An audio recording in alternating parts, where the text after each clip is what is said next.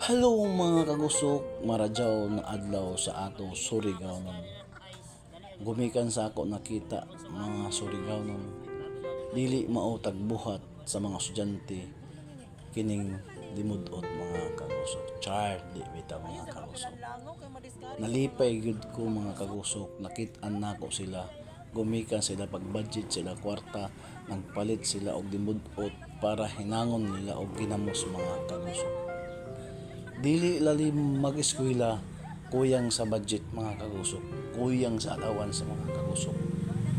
Ako malipayon ko nakakita nila gumikan sa ila pagbanding sa ila classmate na malipayon sila pag-uban gumikan sa limudot mga kagusok.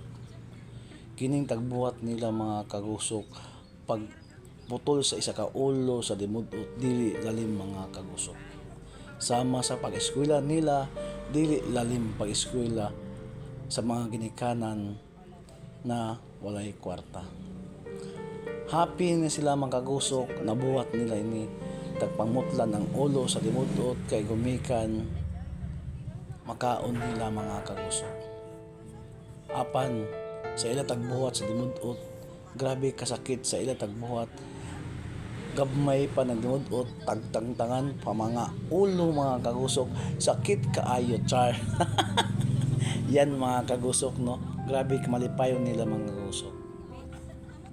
Ang moment nila ba pag-uban ba dili lalim,